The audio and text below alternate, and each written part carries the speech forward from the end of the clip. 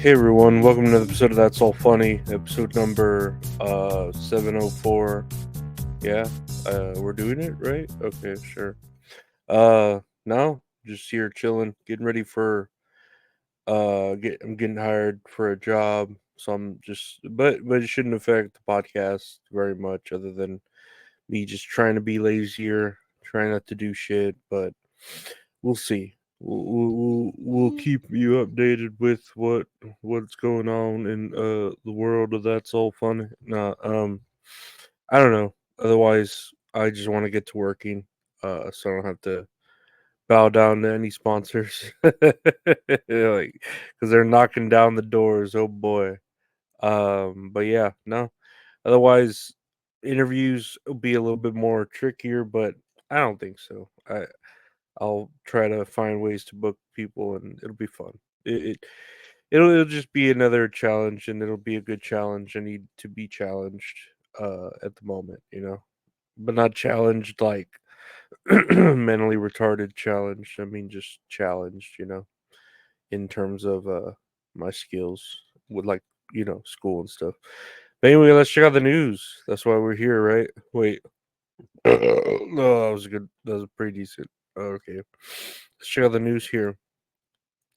This is a big new headline from TMZ. Jennifer Lopez files for divorce from Ben Affleck. No prenup. That's a pretty big thing. I know. Apparently, this was on the anniversary of them getting married that she filed for divorce, like their second year anniversary.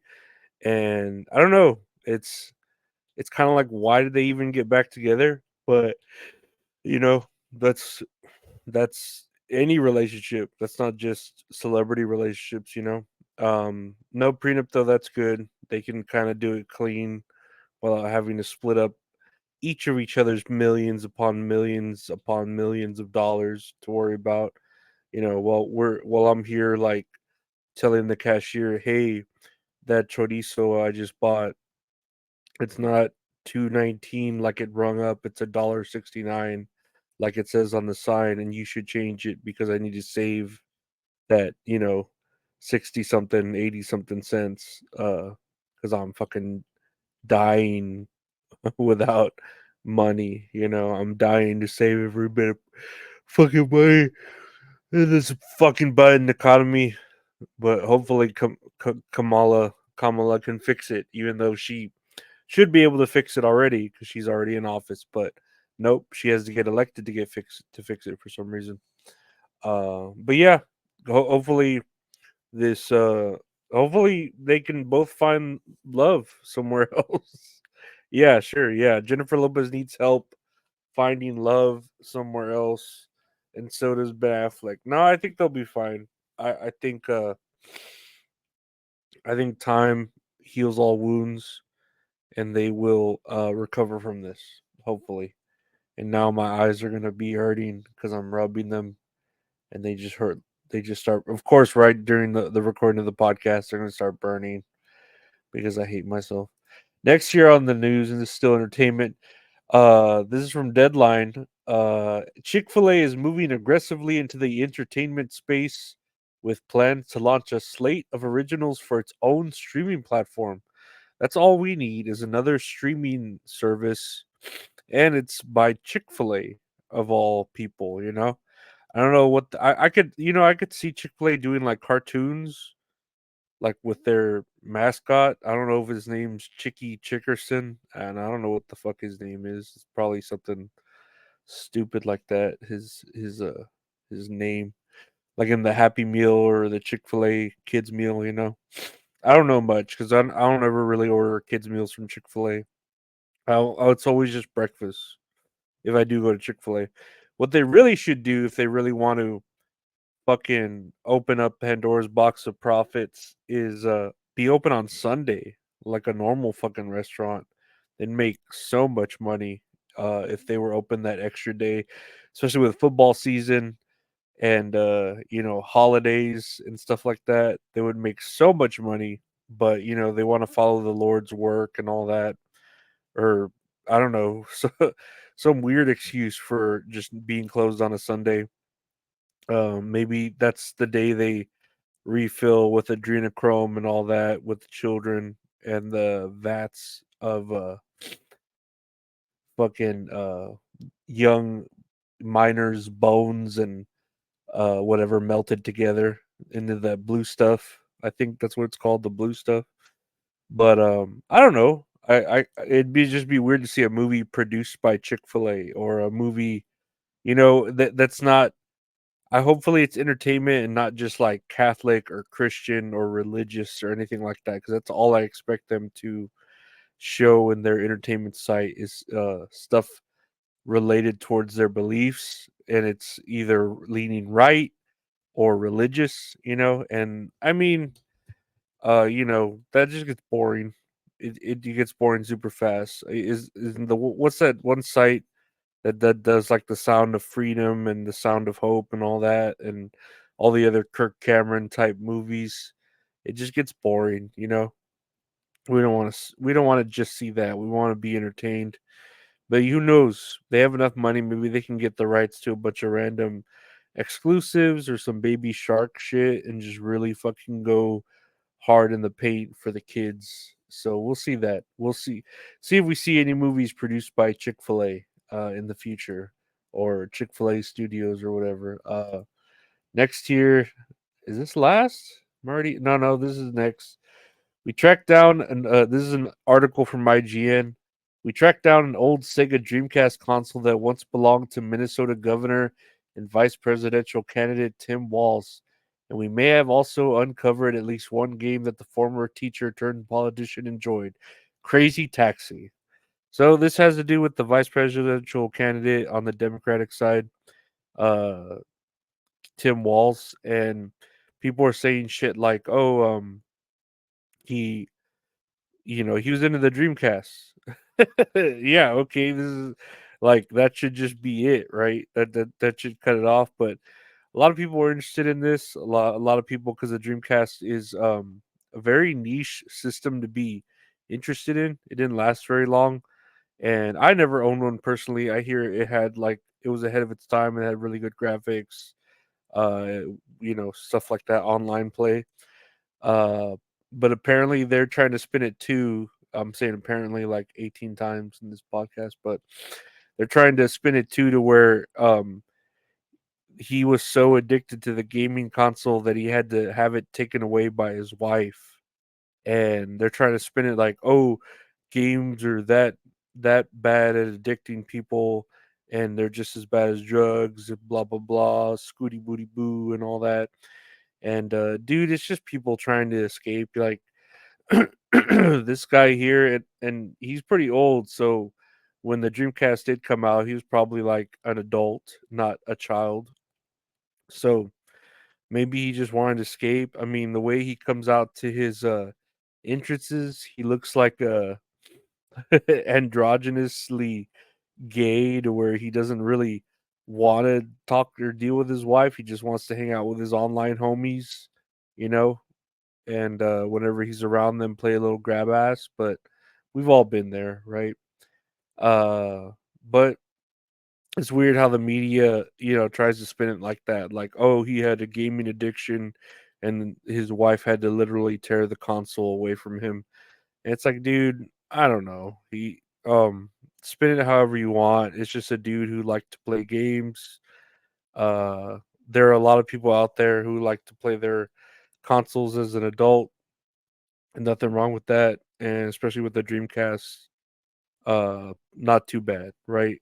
It's not like Halo or anything like that where that really could have been a problem. Not Halo with Halo 2 or what other, like Doom. Nah. Nah, I'm thinking more Unreal Tournament. That would be more of a red flag if he was really into Unreal Tournament or CS:GO. Man, if he was into CS:GO, ooh, that's a red flag right there. No, we can't vote for him. That's a very red flag. Lastly, here on the news, a 90-foot statue of Hindu demon Hanuman has been erected in Houston, Texas. It is now the third tallest statue in America. And yeah, no, that's a bit of news there. I don't know what to think of that. Other than I don't know if he's really a demon or this article is just what's the word? Perceiving it that way, you know. I'm not sure why Houston of all places would erect a really tall statue of a Hindu god or demon or deity or whatever, you know. But I feel like God, like, and I don't mean God in the term of every religion. I mean God, like in the Catholic and Christian faith. I feel like he hates Houston because it's always Houston that gets flooded, Houston that gets its power out, Houston that whatever, whatever. I honestly feel like he hates Houston because everything always happens to Houston whenever shit goes down in Texas. Like I said, it floods or the power goes out. And here's just a whole nother reason for God to hate Houston by them erecting the statue of a different God uh besides the Catholic or Christian God, which are typically the same. I'm sure there are minor differences, if you want to really nitpick at what I'm talking about, but going the whole way of a Hindu god and erecting a 90-foot bronze statue, yeah, that's just asking for trouble from the one true God. And I don't know. You can believe what you want. I believe what I want. It's whatever. I'm just here pulling your chain, yanking your chain. So, but yeah, I don't know why they felt the need to erect this huge statue other than I don't know. I don't know who's paying for it. I don't know what their what's the word? They what they're like. Is it for a church? Is it to break a record? What is it is exactly there to do other than just oh we did it, we made a big statue, it's the tallest statue, like can't even go for the first tall, you can't even try to break a record, I know here in San Antonio we had like a statue of a big Indian for like a mall, but that was an Indian that was like you know what I mean? Like for what's it called? Advertisement purposes, like oh Red McComb's Mall or something, and there's a big Indian and that's cool. So, you go take pictures with it. I don't know about taking pictures with a bronze Hindu demon statue. But who knows? Maybe this will be a big tourist attraction for Houston. I know they need the help, but what do you think of Houston? What do you think of Chick-fil-A? What do you think of Tim Walz and his Dreamcast dilemma?